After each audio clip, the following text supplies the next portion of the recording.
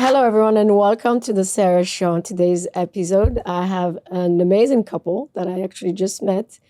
We are Valentine's Day. Happy Valentine's Day, guys. Happy Valentine's Day. It's so nice to have you here, Scott and Gina. Thank you. After this, we have more Valentine's Day dinners and stuff like that. So this is like a nice little break before we do all the date night stuff. So Yeah, Nice couple activity. yeah, it is. It is. it's exciting. Yeah. So just so you guys know, my plan was to interview Scott. Scott has this amazing podcast around business and stuff like that. And my plan was like, Scott, we're not talking business today. We're going to talk about love and relationships and so on to take you out of the usual stuff. And Gina is here. So I'm like, oh, Gina, what an amazing surprise. I would love to have your perspective as well. So we're doing a couple session. It just worked out. It means I can't lie. Yeah. Yeah, that's it. That's exactly what it means. She's going to check me all the time.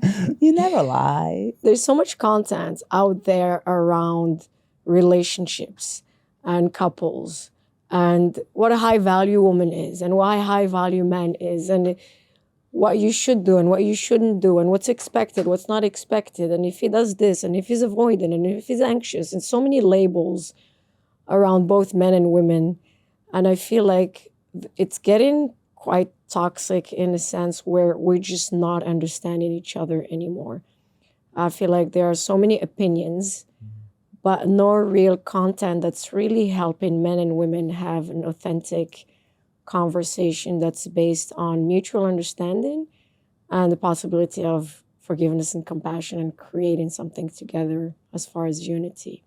I have an idea on this, and I think that labels act as a crutch, so that you categorize yourself as this is the way I am or this is the way they are, and then you don't do the work because you're using some sort of excuse. Like the label acts as an excuse.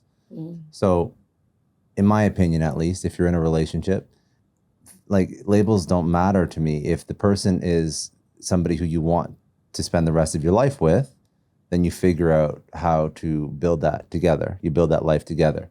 And if you are using labels as a reason, or if they're using labels as a reason as to why they don't want to put in the work, then it's a very easy decision. You're either in it and you figure it out and you work through shit, or you're out. But I think that people people are very comfortable with homeostasis. They're very comfortable with like the status quo. So they're in a relationship, they've been in it for a long time, and there's a perception it's going to be harder to get out of it and to find the next thing than just stay in this and kind of be sad and miserable and just live in it, live in this not so great relationship. And I think that that's also not a very positive experience, and people should, again, not apply labels, not make excuses, but take more action towards whether or not you're going to be with this person or not. And there's no right or wrong answer, but I think that action is sort of the answer. Like doing the work. No, both. Doing the work or leaving. Yeah. One of the two, but not just staying in a relationship to stay in a relationship. I think a lot of people do as well. They say, oh, they don't show up as their best self because they're tired after work. That's like a label that I've given that person. Now I've given that person an excuse for being an asshole after they get home from work. I think that both of you shouldn't have applied that label. I think what you should do is you say, do I want to be with this person in their current state? If not, can we get better? If not, then let's break it off. Right. When you talk about doing the work, what does that look like? You can take this. I think communication. I think the most important thing in a relationship is communication.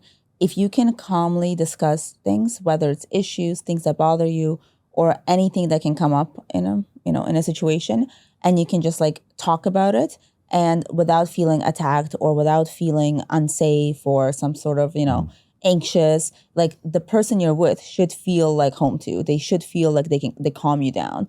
And talking to them shouldn't be intimidating. It shouldn't be scary.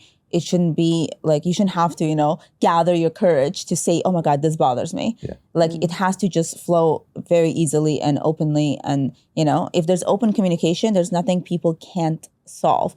At least, even if you decide to not be together anymore, you can just calmly talk about it.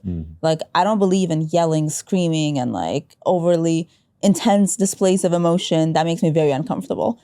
Like if I have to do that, I not only don't want to talk to this person, I don't want to be with them. I don't want to have anything to do with that. Like if you can't calmly just bring that out in each other, that calm, level-headed discussion, then I don't think people should be together. I have another idea on that.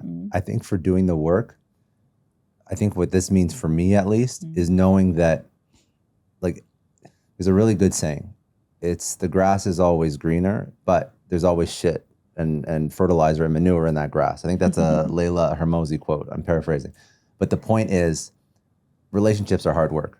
So after you get over this honeymoon phase, any person in the world who you date is going to be hard work. It doesn't matter if they're the best looking supermodel in the world, or if they have the best personality, or if they make the most money. There'll always be work involved. And I think that, like, it's so cliche, but yes, if you water your own lawn, if you do the work in your own relationship, then that's where you'll thrive. That's where the relationship will thrive. But if you're always sort of trying to move on to the next thing and assuming that, oh, this relationship doesn't feel like it did when it started, you're focusing on the wrong thing, because every relationship is going to feel not monotonous, but there's going to be work required to make it something meaningful, and there's going to be work required to, like, build a life together. That's the beauty of it. I equate a lot of, like, I know you don't want to talk business. I equate a lot of truths in personal development, in business, and relationship. I think that when you first start a business, when you first go to the gym in January, when you first date that new girl, it's very exciting, and it's very, like, there's like this thrill, there's like this huge dopamine hit. But after a while, not to say it gets bad, but there's no more novelty in anything that you do. And how to win in anything is to survive in it and to persevere in it and to continue to build that thing when the novelty doesn't exist anymore. And I think that that's a very powerful lesson, and it's in business, life, fitness, personal development, relationship. Like, you got to find a way to build it long after the initial excitement is done, and that's when it's successful. That's, to me, putting in the work. And when, sorry, go I was ahead. just going to add that every day you wake up and you choose that person, you choose to make it work, you choose to do the work, right? Or you choose to go to the gym every morning, even when you no longer want to. Yeah. It's like the same thing. And when is that line between, okay, I gotta leave, and I'm gonna I actually need to stay and put in the work? What point do you decide, okay, this, it doesn't matter how much work I put in? I would say the easy answer for me is if it's not reciprocated.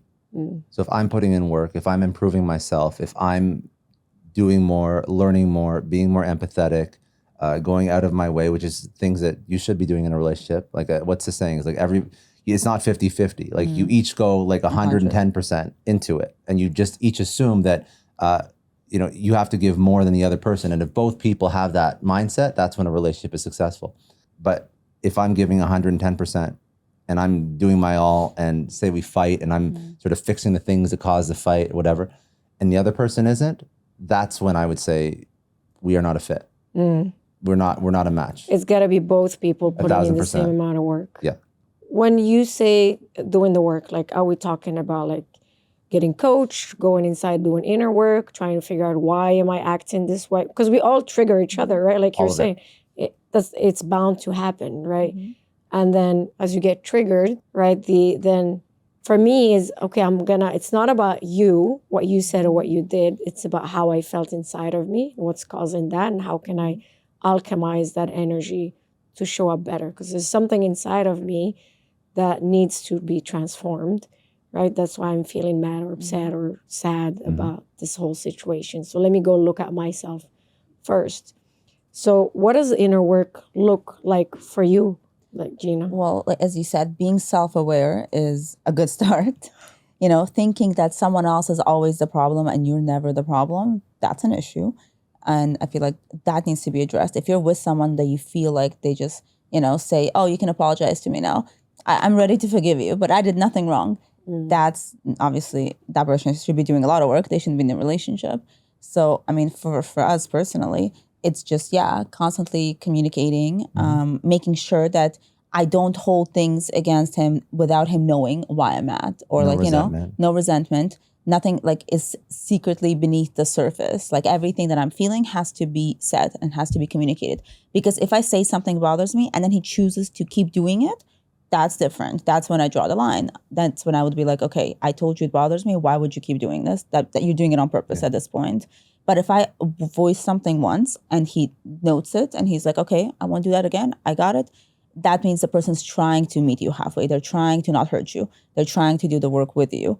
That's like a great example of something that's important to me. And I don't think it's just inner work, because inner work could be like me trying to level up myself. It could be me going to therapy. People do inner work different ways. It could be me knowing that, for example, maybe I just got a really bad email and I'm stressed out. Maybe that's not the time when I bring up the argument from last week. There's a term, and I'm parroting Charles Duhigg, who's focuses on human behavior and habits, but it's like kitchen sinking it. It's basically when one argument about like who does the dishes turns into an argument about everything. It's like when you're in the mindset of fighting about one thing, then you say, oh, why didn't you do the dishes? And then, oh, like, I know you didn't even do the dishes, but like, remember, like you didn't like set up like dinner that we were supposed to set up with those friends last week. And like, I can never rely on you for anything. And you're so useless. And like the laundry's not done. And like one thing turns into everything. Snowballs. And, and it snowballs. But I think a lot of it comes from,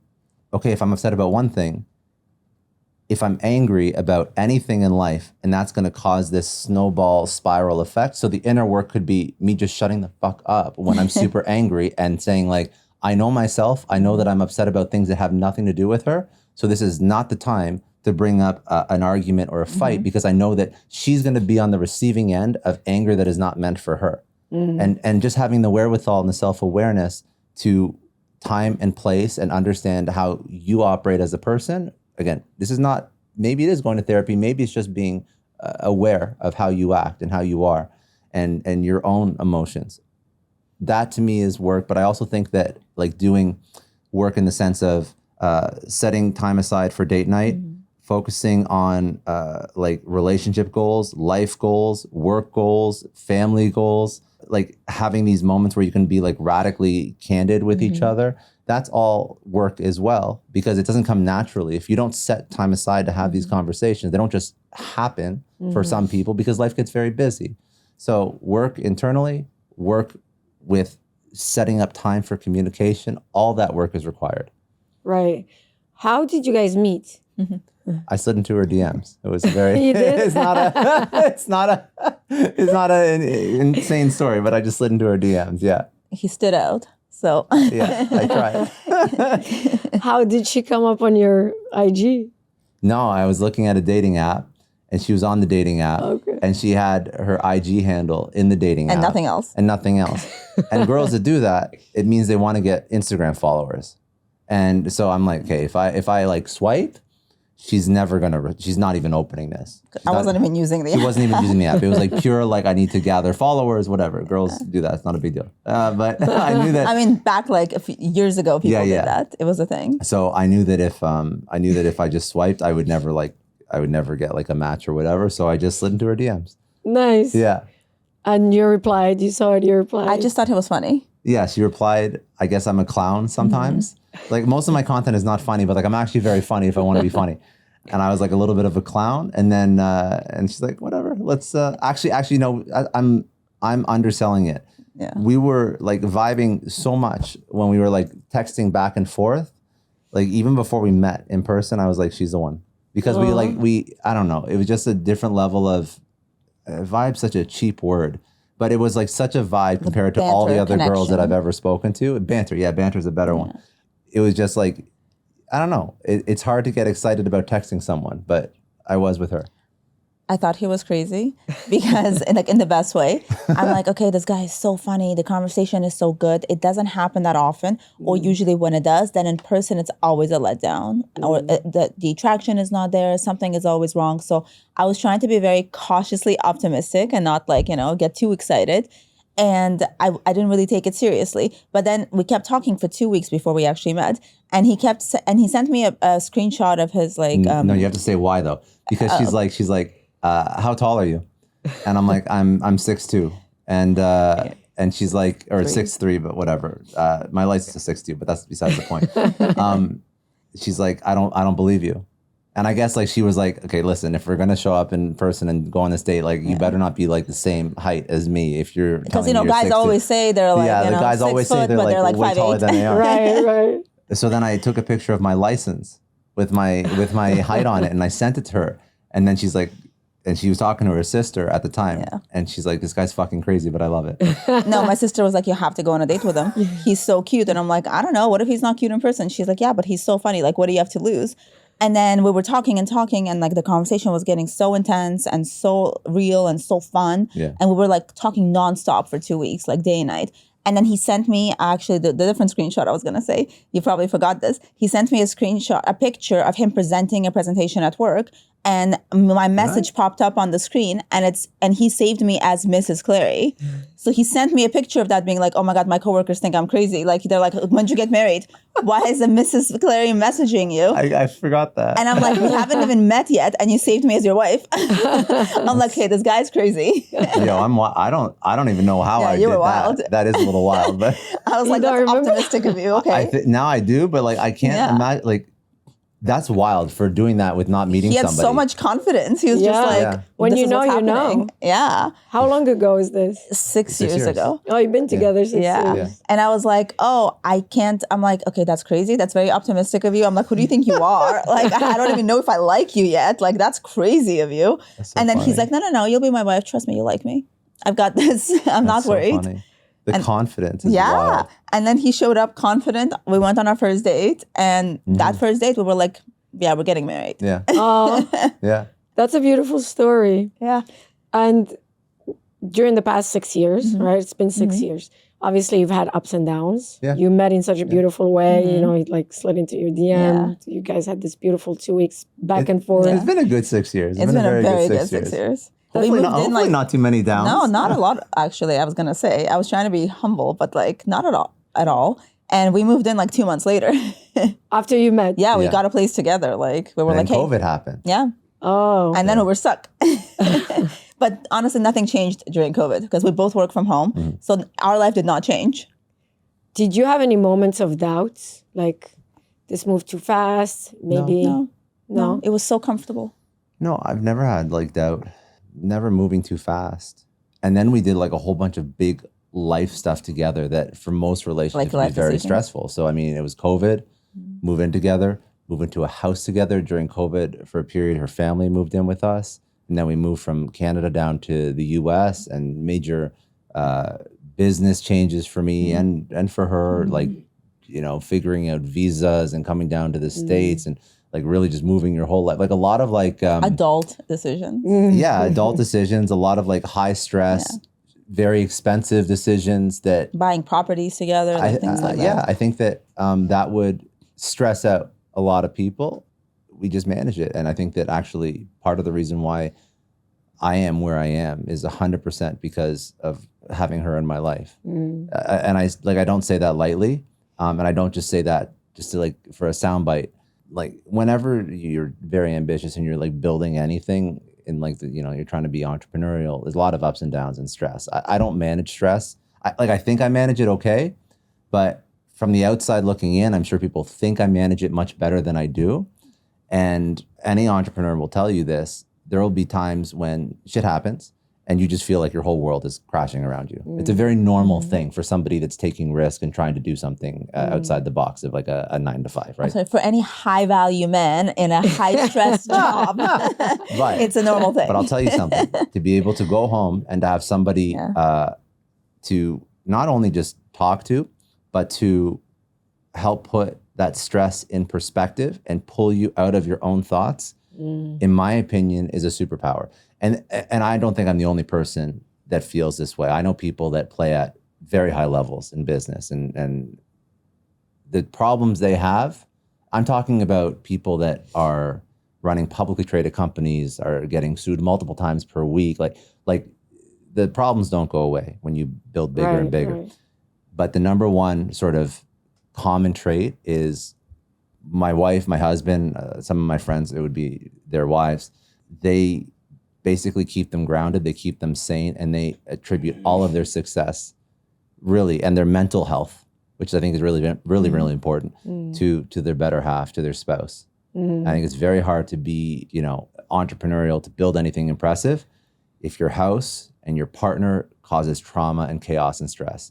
Like you mentioned this before, it has to be this beautiful place that you go back to that's just home, that's comforting, that's not only comforting, but also helps you take a step back and understand how good life is when you don't feel so good about how life is going.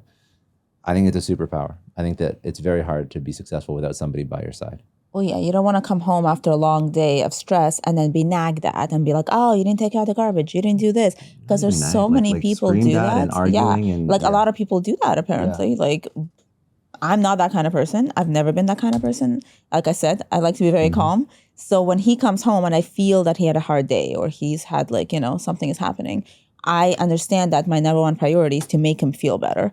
However, and not add stress to him because, and the same thing is with me. If I have a hard day, I'm like freaking out. I'm like near tears. He takes a moment out of his busy day. He gets off whatever call he's on. He immediately appears in my office, puts his arms around me and melts away the stress.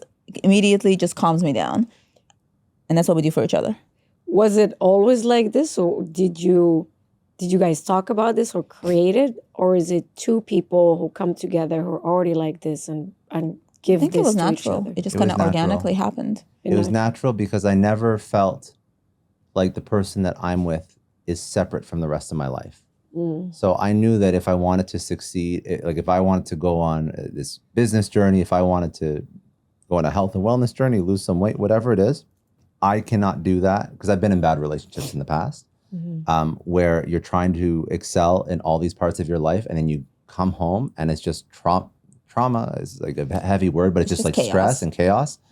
And I always felt like, listen, if I can't come home to this safe space, then this is not the person for me. And I always sort of thought, how do I create a safe space at home?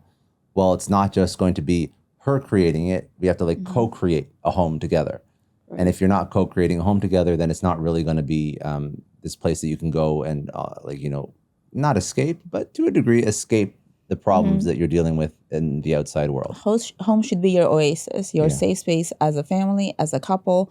And we work hard to keep our home very serene and very calm and grounding. Yeah, I think that also if you look at from a more psychological perspective, whenever your home is a source of trauma, starting at a very young age, all the way through to adulthood and beyond. Like if you go home and you equate your home with trauma, that trauma, it happens a little bit more at a younger age, but that trauma embeds itself in your subconscious. And when you have a significant amount of trauma and anxiety from your home, which is really where you're supposed to feel safe and comfortable, that trauma, even though you don't realize it, that subconscious trauma will be like playing in the back of your head whenever you try and do anything. And if you do not feel safe at home, everything in your life will become a little bit more stressed and difficult. And you will start to realize that trauma is carried with you in all the other stuff that you do. Also, you're going to start looking for reasons to avoid home. To not come home, to stay out, to do things. Like I grew up, I don't know, I think we all grew up kind of in that generation where we watch movies and shows and maybe parents or whatever friends where people would always be like, my wife is at home. It's so annoying. I don't want to go home. I want to stay out and drink with the guys. Like watching that on TV or movies, I always thought that's a disgusting way to think. Like if I'm the wife, I would be so offended. Why wouldn't you want to come home to me? Like I'm delightful. Right. So I'm like, so in my mind, it was always like, I don't want to ever create that kind of environment from which someone doesn't want to come and be with me and hang out with me. And so I consciously make sure that I don't, nag him. I don't do things that like make our home not a welcoming place. But then he also makes sure that he doesn't bring home like his anger or his like frustrations or like I know that like actually in the beginning it was kind of refreshing for me because I couldn't understand. I would be so nervous. Like it was like an automatic response for some reason. I'd be like, oh, he had a bad day. Oh my God, I don't want to like do anything to upset him. I don't want to make him more upset. And then he would look at me and be like, why would you ever upset me? You have nothing to do with whatever I'm dealing with. You are the good thing in my life. Like he would make me realize, understand that all those like pictures we saw growing up are not the correct version of a relationship. And we put each other first and each other's like emotional well-being. It sounds like maybe you grew up with that fear of like, I don't want to end up in a home or a relationship where my husband doesn't want to come home to me. Right. So or your husband's angry and brings that home at you. Or like, takes things out on you, which we saw a lot in pop culture and like probably relationships not around. Even physically. That's like the not extreme, physically, but like even emotionally. Yeah. I think it's because people are afraid to, again, this is sort of circling back. People are in a relationship and they resent each other, which sometimes you see happen. Like, actually, it happens quite often. Unfortunately, it's very sad. When people resent each other, it's because they, first of all, haven't put in the work for years at a time, and they're also uncomfortable having hard conversations. So then you just exist together in this horrible relationship purgatory that nobody's enjoying. And people have different reasons for doing that. Sometimes people stay together for the kids. Sometimes people stay together because they feel like it's safer than going out into the world on your own. Sometimes financial reasons. But I think that hopefully the message is, don't let a relationship get to that point where you're 20, 30 years in, you're staying together for the kids, you hate the person you're with, you have no means of supporting yourself. That's not a good place to be in. I think that it's solved by doing a lot of the stuff that we're talking about at an early stage and doing that work and putting the work in the relationship and then setting routine for it. I'll give you one more example. Mark Randolph, he speaks about this a lot. Mark Randolph is a co-founder of Netflix, and he has a lot of stuff to talk about. So when he talks about what I'm going to tell you in a second, you know that it's top of mind because there's a million different things that he does in his life that people would listen to, right? But on every I've had him on my show, and on every podcast that he's ever done, because I've heard him say this a few times, and I've seen him write about it in his emails and on his social. He says every Tuesday when he was building Netflix, Tuesday at 5:00, doesn't matter what was happening with Netflix, he'd shut off and he'd go on a date with his wife. And he said he's done that since, I don't even know, they say they started dating, like, or they got married. And it was so important to him to create that space. So when we're talking about doing the work, that's doing the work. Right. That is something that does not happen naturally. Because if you think that the founder of Netflix, who's building one of the largest companies in the world at the time and still is, doesn't get calls after 5:00 on a Tuesday, you're kidding yourself. Like, you know how many fires are happening all the time. It's very easy to say, not this Tuesday. Like, I have I have hundreds of millions, if not billions of dollars that I am, at the risk of messing around with if I don't handle this right now. He said he didn't give a shit. Business success wasn't worth, not honoring that Tuesday date night at 5:00. Right. So there are a lot they're of still things. happily married, by the way. It is. And there's a lot of very rich, successful people that are not happily married. Yeah. There's something to be said. Yeah, definitely. That requires work, like we're talking about, and the desire to actually put in that work and not pointing the finger. Yeah. What I see a lot in my practice is a lot of pointing the finger, a lot of he said, she said, and it's really hard for people to actually sit with their own stuff. Like, let me go and review where I went wrong or what's going on within me that this is happening. And then that also requires the work that you're talking about. Okay, when can we have these difficult conversations? When are we going to make time for the relationship? When are we going to do all these things? So I think what you were saying earlier about people going like 20, 30 years and they're still in their relationship, but it's really numb. Yeah. And they're distracting themselves with a lot of things, right? It could be smoking or alcohol or Netflix or shows or whatever it is. Or work. Or they're cheating on their spouse, other women, other men. There's a lot of distractions. There's a lot of distractions, but there isn't enough of, I'm going to sit and look at myself. I still feel like people are so scared of doing that. And it's easier to point the finger and then to just stay in the relationship that way. Because you know what? If it's your fault, then I have nothing to worry about. You're carrying all my shadows. You're carrying all that energy. You're carrying all of that. And I'm okay. And I have enough evidence to prove that you did things that are not good, that hurt me, that caused me a lot of pain. So I'm just going to keep it with you, and I'm going to continue with life and see where it leads. And we might, after a while, maybe 3 or 4 days, you let it go, but you never talk about it. It shows up eventually a month later. But you can go on like this for years. And you see that in a lot of couples, or they just end up divorcing and then finding the next person and doing the same thing. But it's because there's universal truths, again, in relationships and business, and if you're trying to lose weight and go to the gym. Like, I am of the belief, I think you are too. I don't know if you believe this as strongly as me. You've never really spoken about this, so maybe you tell me. But I have the belief that I am responsible for all the good and bad in my life. And I can get upset at other people, but I consciously know that I'm where the buck stops. I'm the only person responsible for everything that happens. Whether or not I'm fat and ugly, or I'm broke and poor, or I'm in a great relationship, or single, or divorced, like even if Gina cheated on me, I still have to take ownership. And the only reason is because outside of the fact that maybe there's things that I could have been doing before that wouldn't have let the relationship get to that point, it doesn't matter, because my happiness is on the other side of extreme ownership over my circumstances. What I mean by that is, even if she is a narcissist, you're very beautiful, and I'm sorry, but I'm just using an example. If you're a narcissist and you're a psychopath and I did nothing wrong and she cheats on me, and I have every right to be upset with her, that doesn't fucking help me. It doesn't help me at all. If I have a business partner who scams me, it sucks. I can be mad at them. You know what being mad at them does? Nothing for me. But if I'm like, you know what? That's a lesson. Now I look for the personality traits of a bad business partner. Now I look for the personality traits of a narcissist spouse. That helps me. But it's shifting the focus.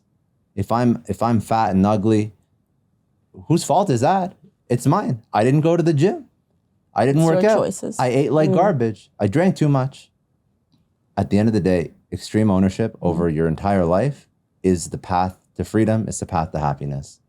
Because everybody, like people, you mentioned like people go into relationships and they go through this cycle, then they point the finger at someone else. They don't learn the lesson. They do the same thing with the next person.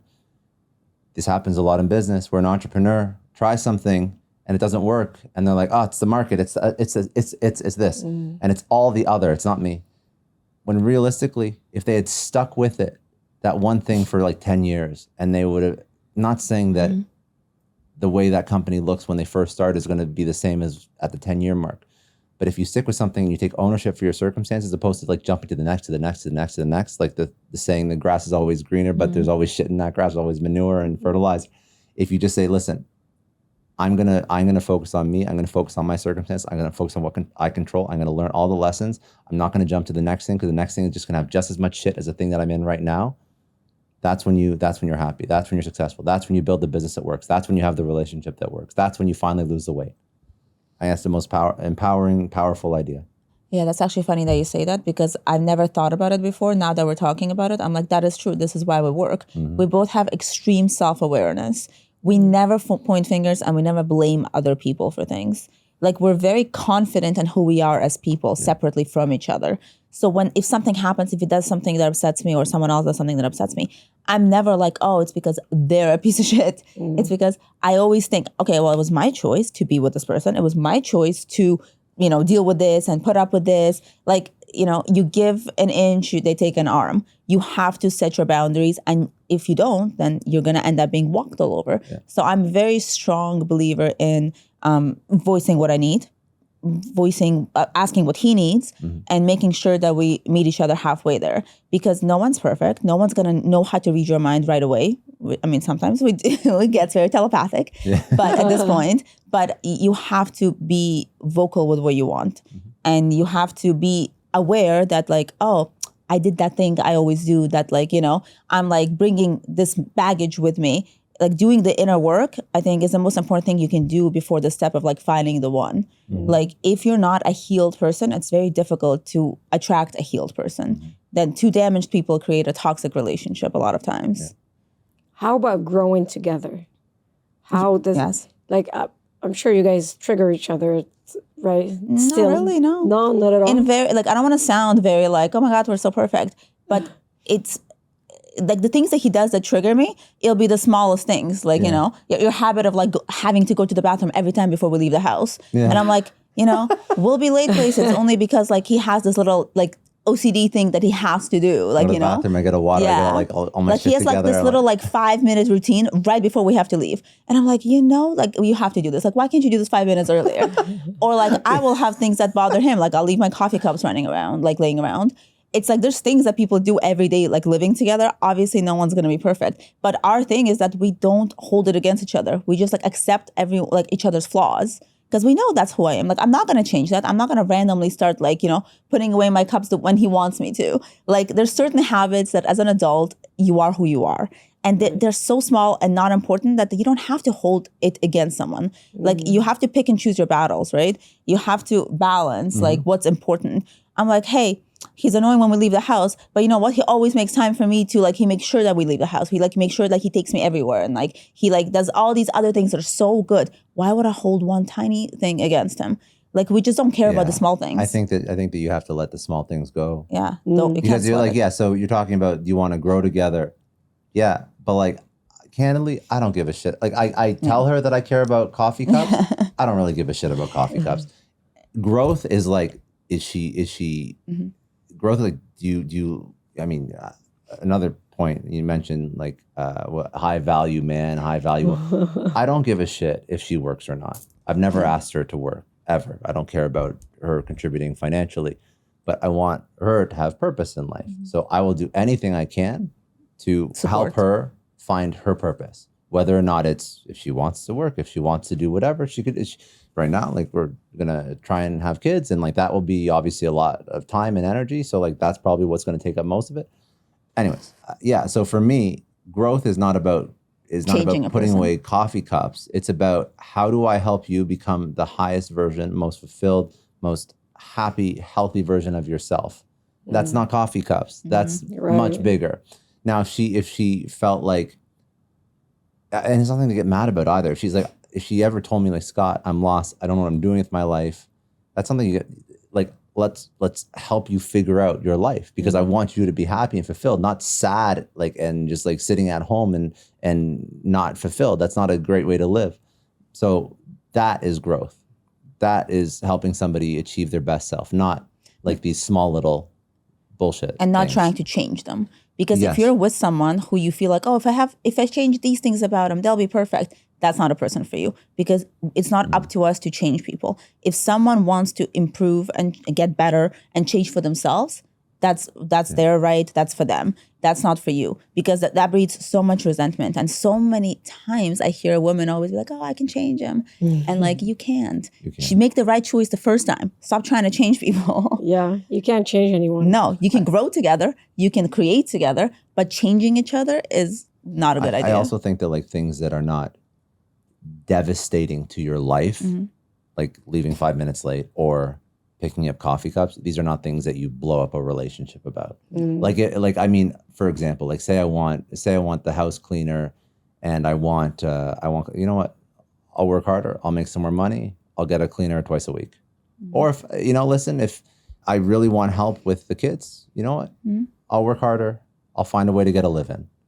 Like, there's always an answer. And these are all things, the reason why we work, is because these are all things we discuss on our first date. Yeah. Or like that, in that 2-week conversation period. What did you discuss? We talked about all of this. Yeah, we talked about like how we want to raise a family, like the lifestyle that we're both sort of trying to achieve. Gender roles, like what that looks like to you. Yeah. All those things, because my belief, dating, I have, when we met, I was like 30 years old. Obviously, I've dated around. I knew how people are on first dates, or like even in the first 6 months of a relationship. People always pretend to be better than they are. They always kind of lie. They always kind of hide the truth a little bit. They're like, no, I'm like this amazing person. Fall for me, because they're trying to impress you. So I always believe that, like, first date is the most honest you can ever be. And you should take that opportunity to be honest as hell and give all your, like, deepest, darkest, like, things that you're insecure about. You should lay them out there. And your expectations. Yeah, expectations too. Because after, like, that's when you don't have as much attachment. There's not much, like, to lose. Nothing is riding on it. If it doesn't work, it doesn't work. He doesn't like it. He doesn't like it. You're not losing anything. You just lost an evening of your life. That's it. But if you're doing it 6 months, a year later, they'll be like, oh, I thought you were different. Like, why are you caring about this stuff now? Because you told me you didn't care about this stuff before. Like, if I'm pretending to be so low maintenance and I'm like, oh, I don't care about flowers and gifts. I'm not like that. You don't have to worry about this kind of stuff with me. And then a year later, I'm like, oh, it's my birthday. Where's my flowers? And he's like, you said you didn't like flowers. Like, or you didn't even speak about it. You didn't tell me you cared about this stuff. You didn't make it known. So on our first date, I was like, this is my expectations in life. This is the kind of lifestyle I want to have. This is what I envision myself like, 5-10 years down the road. does this align with your vision? And at the time, it was not like I was like rolling in money by any means. Like, trust me, like that was like taking a lot of risk in my career. Taking a lot of risk in my career. So it was a very startup point in my life. So, but I wasn't upset with where, like, I have a lot of self-confidence and I have a lot of belief in my own abilities. And I'm very much of the mind, if someone else can figure this out, I can figure it out. And it's a very healthy attitude. Almost like, so I think people could actually err on the side of like delusional self-confidence more than like limiting belief. Right. But I was like, yeah, that sounds great. I love that life. Like, let's figure it out. Let's figure it out. And I mean, you spoke about like gender roles and stuff. For me, I've always been very traditional. I love the way like my family was set up. Like my dad worked, my mom stayed home, my mom went back to work, not because we needed to, because she wanted purpose in her life after me and my brother grew up. And it worked out very well. And I was always at the mindset, like, listen, I'm going to make money. I'm going to be the breadwinner. I think that it's important for kids to have a mom, especially when they're young and around the house. And I never wanted us to be stressed financially so that the kids would be like basically being brought up by a nanny or by daycare. That to me was not great. Now, I've always said to her too, if you want to work, be my guest. I don't care, but I don't ever want to need the money. And also, I think what's more important for me than her working is her to have purpose and her to, like, again, I mentioned this, but feel fulfilled in her life. So I also don't think it's healthy for your partner, your spouse, if they're not working, to have zero purpose. I don't think that's good. To be bored all day. To be bored and just be like, like, I don't think that, being a housewife and getting mimosas 5 days a week at like 10 a.m. is like a great life either. Right. I think you can have real purpose, whether or not you choose to work or not. And that was important to me. And that's the same life that she wanted. So you agreed on that at first date, and you're outspoken, and I think a lot of which is a great thing. I feel like a lot of women don't speak because they're scared of, what they want or what they desire is not okay, or they don't want to miss out, or they just want to get in a relationship, or so they don't really say what they want in the beginning. Or when they say it, you have a man on the other side who says, oh no, I want to do 50-50. Yeah, they're like, oh yeah, girl, you're crazy. Right. Like, what do you bring to the table? Exactly. So it all goes back to your confidence and who you are as a person. Like, I always had no problem laying out all my demands in that tone, not even in like trying to make it seem like very like, and keep in mind, when we started dating, she made more money than me. Yeah. So she's not, I want to make it very clear. She's very successful in her own right. Yeah. But I never, and still to this day, like, the money that pays for all of our stuff is mine. Oh, I've never seen a bill in my life since we met. The point is, and that's what I told him I wanted. It's not because, it's not because I don't want to work or I don't work. It's because this is, in my opinion, the man should be his job capable of making money, of, contributing financially, of going out into the world and finding a way to put food on the table. That's, I think, what my job is. Right. Like, when you're on the first date and you're like trying to be like, oh, he's going to think I'm a gold digger. He's going to think I'm crazy. I never had that problem. Even when I didn't make as much money as I did when I met him. Like I was always very confident in my skills and my career choices and my whatever. She said multiple businesses too. Yeah. I'm, that saying that like, don't ask me what I bring to the table. I'm not afraid to eat alone or something like that. It's like along those lines. It's like, whether you like it or not, I don't care. It's who I am, and that's what you're getting. And you're lucky if I stick around. So you have to actually impress me enough, and paying for dinner is the least you can do. Like, it shouldn't ever be a question. Yeah. And I feel like a man is not attractive to me, not because he doesn't have money. I don't care how much money you have. Like we said, he didn't have that much money. It's about your beliefs and like what you believe a woman owes you, or you believe as a man you should be doing. If a guy's like, I've been around a lot of these high value men that are like, oh, I don't want a gold digger. You should pay whatever you can contribute. Like, I'll pay 75% of the rent. You should pay like the other percentage just to make it a point. That's not fair. That's not a point. What else do you want me to do? You want me to give birth and take care of our kids and go work and then make you dinner at night? Like, I don't think so. That's too much for you, bro. By the way, the guys that are worried about gold diggers never have any gold. Exactly. That means you're not confident in your abilities as a man to provide. If you need a woman to provide 20% of her paycheck to you, you have a problem providing. You have a problem earning. I will say this: a good partner. I mean, sometimes the wife doesn't make any money at all. Yeah. But if she does, and a good partner, and the guy falls on hard times, I don't think it's good if the guy, for example, supported her for 10 years and then she can't support for a year. I think that's also toxic. Exactly. So and listen, life happens, ups and downs happen. But I think that, and if she doesn't have money, she doesn't have money, then it's just. But then she supports you in other ways while you Yes. figure it out. You figure it out together. You always, it's always like a team effort. Yeah. And it's a mindset, right? Yes. It's like the guy's mindset of knowing that this is my job to do this. And yes, now we're going through a hard time, and so she's covering some stuff. And you know what? I'll tell you something. Like, listen, this is gonna, for some people, this will come off as insensitive, but I really don't care. If you are motivated and you remove your ego, you'll find a way to make money. Yeah. The thing that stops people from making money is ego. Because I can tell you right now, now what I do for a living is a lot of fun. I host a podcast. It's like a vanity thing, right? It's a lot of fun. It's a fun way to make money. If the podcast was shut down tomorrow, God forbid, never happens, there's a lot of shitty jobs that I could do immediately that I would be hired for that are not sexy jobs that would make money. Usually lack of money is either lack of willpower or too much ego. That's really it. Because most smart people can figure out the skill set required to make money and go work for a job and pay the bills until something cool or something sexy comes around. Because at the end of the day, a man's job is to do what he needs to do to provide. And I believe that. But at the same time, I think there's a lot of like negative connotation to this kind of split these days because guys feel taken advantage of. Nobody wants to be taken advantage of or used, right? Because these girls are not providing enough value in the relationship, not by being high value or whatever, but they're not providing enough love, enough faith in a man, enough like all these emotional support things, all these other things that a woman can provide other than money. You know, if taking care of his like, kids. I would feel bad and I would feel guilty because I love him and I care about him because I don't view him as an ATM. That if he worked day and night and I just spent all my days like sipping mimosas on the beach and then asking for Chanel every week, I would feel guilty because I know how hard he works for it.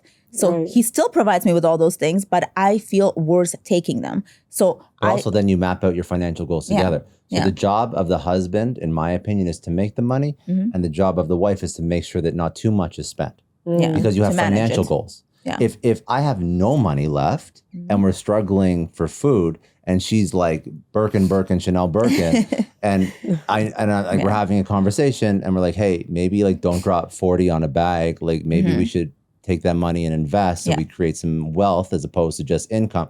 Like if your partner isn't down with that, then she's not doing her part.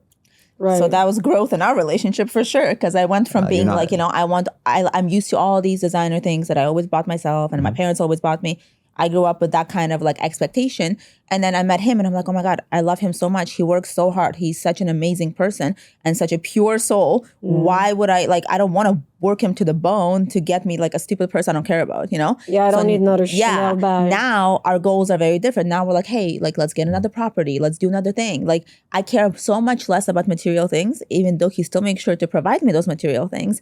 But they're not important at all anymore because now we have common goals. You shifted from what used to be nice to have to like, I need to drop that. That was probably a journey for you. Yeah. To like go at the end of the day, I think the right person wants to build together. And a smart person, I mean, like I don't want to be with somebody that again, you'll get clothes and bags and shoes, but I don't want you to think that it's smarter to take 100% of the income and then spend it on that, and then not try and build wealth that will be, in theory, generational wealth and investment that can provide for your kids, have like actually purchase assets that you can hand over to them. So I think that if that person isn't aligned with, I want to build generational wealth and take care of my family after I die, that to me is not the right person. So that's like what a woman I think should bring into the relationship. It's not about, okay, fine, not every woman can make a lot of money. That's fine. Not every woman wants to work. But that kind of elevated thinking of managing your life, managing your finances, managing your social life, bringing something that makes his life full and makes your life together like more complete. And he feels that like she shares the same vision for the future would keep a man around much longer, because now guys are like, oh, this girl just wants to get her nails done and buy shit with my card all day and doesn't contribute anything except, sex or whatever. And like a company, that like companionship. But to be in that kind of like perfect relationship or like close to perfect, where you feel valued as a woman, not just for like what you bring to the table or like, you know, what's between your legs. You want to be valued as a equal partner. You don't have to equally provide, but you have to provide that level of, you know, strategy and like And care. care. Care as well. I Like, think care. if women feel like they're having a hard time with men, again, there's a whole bunch of assholes. So this is not like a universal truth. But I think that if women, they just made the conscious decision to like map out a future with the man they're with and show that they're taking steps towards that future. I think that's what most men want.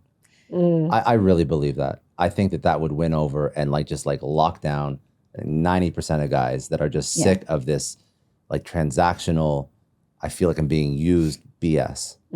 They don't mind paying. If you are building a future together, they will pay for everything. It's just that they don't feel like you're sticking around. If they feel you believe in them. Also saying, oh, babe, don't worry. Like, I'll be paying 50% of everything. Like, it's also giving him the message that you don't believe in his ability to provide. You don't believe in his ability to be successful. That you're giving him this crutch of like, I'll support us. I got us. All these girls now, they're so successful. They're doing so well. They're doing too much in relationships. They're trying to overcompensate and provide too much value because they think otherwise they'll be thought of like, you know, as not worthy. Or, you know, there's so much messaging that is confusing to women now with feminism and new wave, old wave, all these things. So I always thought, yes, I can definitely always help him out. I can definitely always take care of myself. Like whether he's here or not, my life won't change. But I always thought that like it would show him that I believe in him more, in his abilities, and I support him, and I have so much faith in him that I'm like hitching my wagon to him and spending my best years with him when I could be with someone, you know, older, richer, whatever, is because I know that he can do it and I know that he's able to do all that. So I don't have to, you know, be like, oh, you know, let me put all my money in our account. Like, I'll take care of us. Don't worry. If there ever comes a time where he needs me to, I'm always there for him. But I know that his ability is like, I have zero doubt in his ability to provide for me. What are some of the traits that made you see that in him, like in the very beginning, that first date? I don't know. I can't answer I don't know this. if I should say it. That's for you, Gina. Yes. No.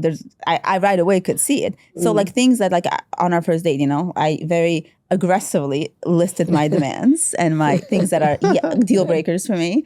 And he didn't even bat an eye. Like because I've done this with other guys before.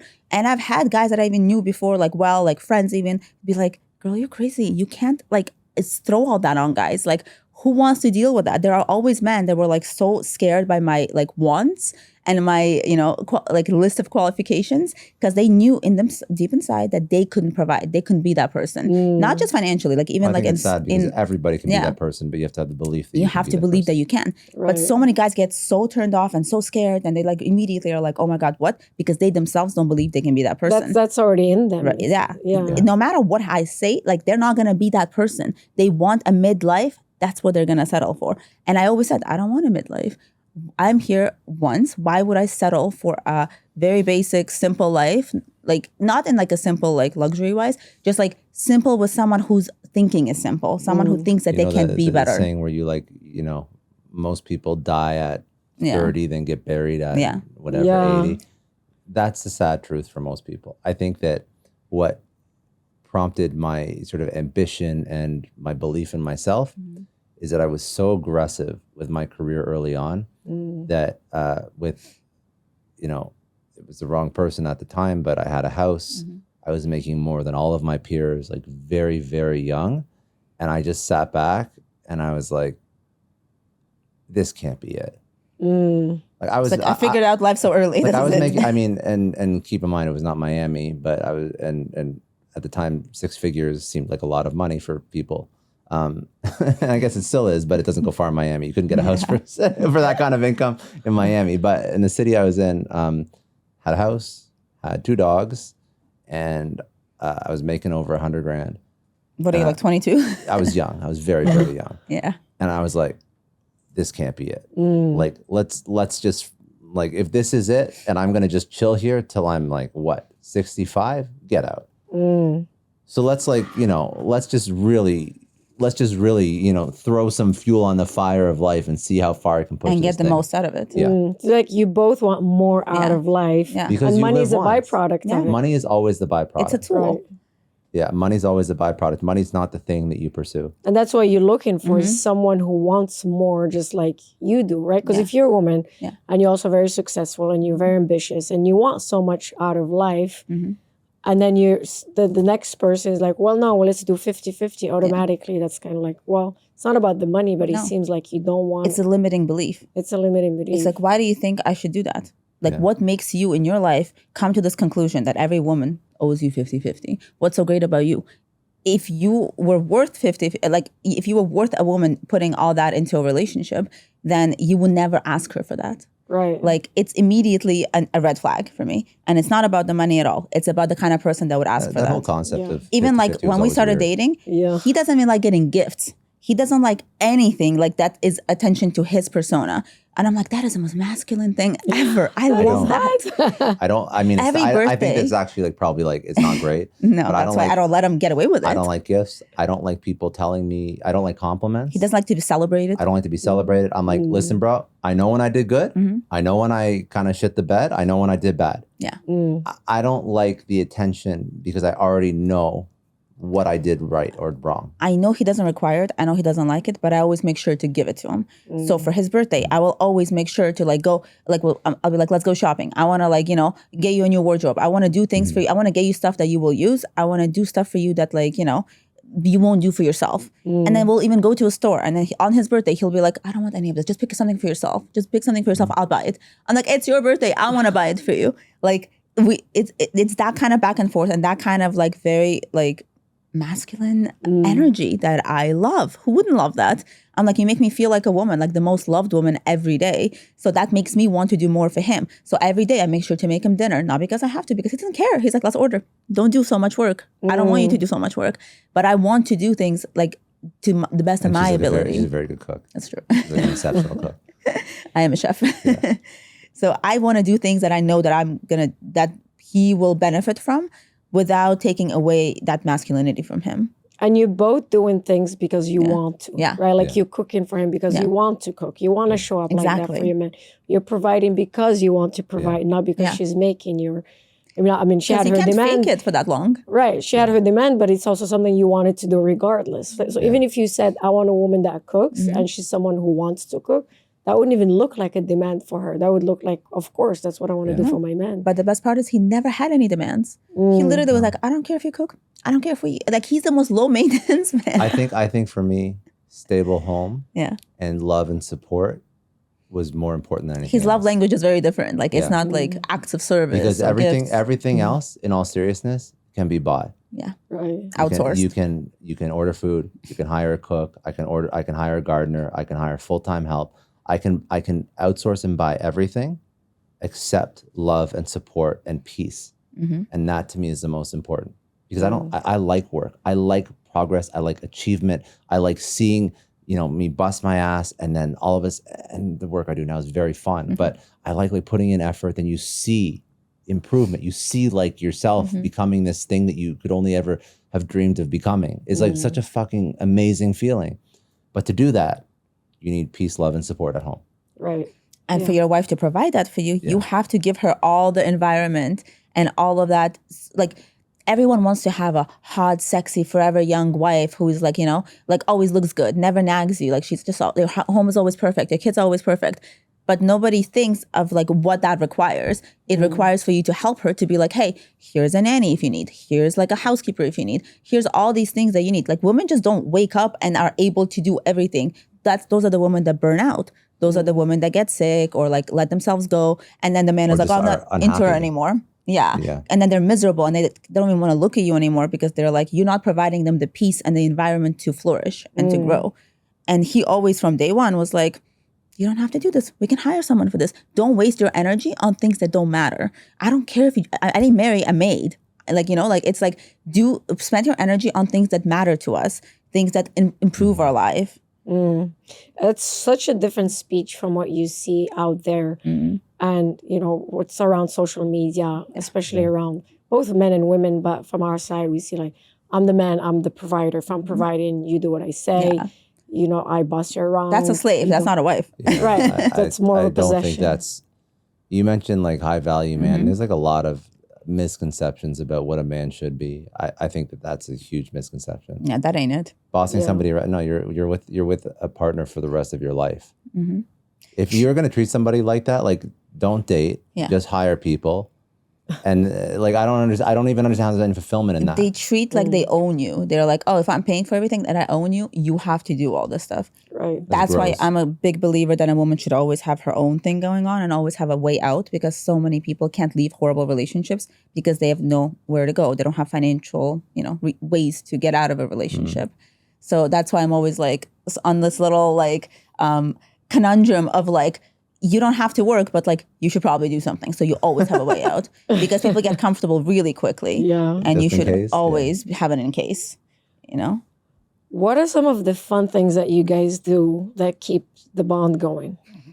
Make fun of each other. Yeah, we're like We love to roast each other. we roast each Yeah. other a lot, Yeah. but that's like not like a thing. I mean, that's like a constant. It's not thing. an activity. Honestly, we really enjoy each other's company. Yeah. So, I mean, traveling together is always great, of course. But just as much as we enjoy traveling together, like I'll enjoy, or I think we both enjoy, like just like chilling in bed all day Sunday, and for people that have parents, I'm very sorry. It's like a pipe dream, but like Yeah. we don't have kids yet. While we can enjoy it, we So do it. We just hang out and just enjoy We each just other's like, company. have breakfast in bed. We just yeah. hang out, watch Netflix. We're each check out other's best friends. check out new restaurants. Yeah, we're lucky. We get invited to a lot of new cool experiences like every week. So every week we have date nights. I do drag her to conferences Yeah. and podcasts. Ooh, we have fun with those. I love those actually. That's literally why We you're have like. I fun mean, doing like, yes, that. it's down the street from us. Yeah. But if there was like a conference in like Vegas Yeah. or New York, like she'd come. We don't even do separate business trips. And Like, actually, what she also, again, I'm not like saying and diminishing your audience, but you have a massive audience, and I get asked to speak at business conferences quite often. She also gets asked, but sometimes like I'll bring her on stage if I'm doing like a talk, and like I'll bring her on as like a subject matter expert for like social media and stuff like that. So like it's fun. We get to do this stuff together. we enjoy feeling that like we are killing it together. We're like having so much fun, whether it's work. If I wanted to start anything, he's the first person like right there starting it with me and like helping me. And Oh yeah, like, if she wants to like start an idea, it's like website, social, like LLC is filed. within like 1 hour, he's ready to go. Yeah, like I got, we figured out, we've sourced the product, like We I just got think ads it's- set up, and like this is like to be a weekend for me. I'd be like, yes, we're done. We just think it's so much fun to build Yeah. together. But then at the same time, we have fun like exploring new restaurants or Yeah. doing things that like we normally wouldn't do. Yeah. Like lately we're into like working out and like, like playing tennis or paddle or whatever. Yeah. Like there's things that like anything that you do with your best friend, we do together because like we're each other's best friend. It was so nice having you on today. Like, what an amazing surprise! Like, this was not. It's such a good chat. I know, it wasn't planned. all the other conversations I have are like very, not boring, but like Well, they're very different. they're very different. This is more intimate, like. Yeah. I love talking about relationships. You and- ask great questions. Oh, thank you. It was such a nice surprise.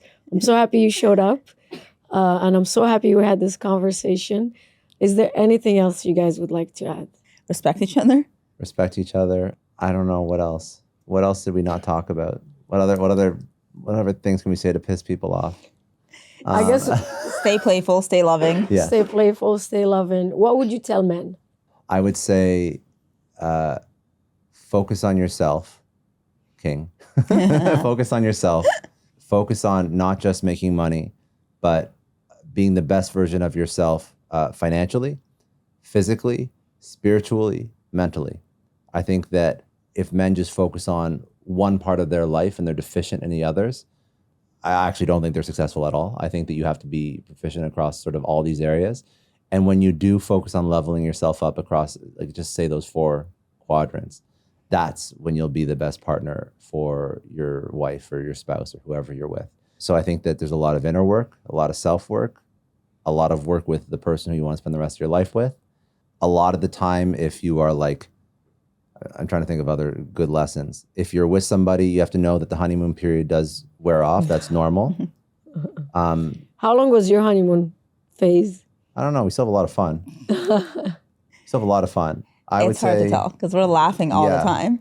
I still have like a ton of fun with her. So there's never been like a complete drop off of honeymoon period. But I mean, the newness is probably the way to say it. The newness wears off.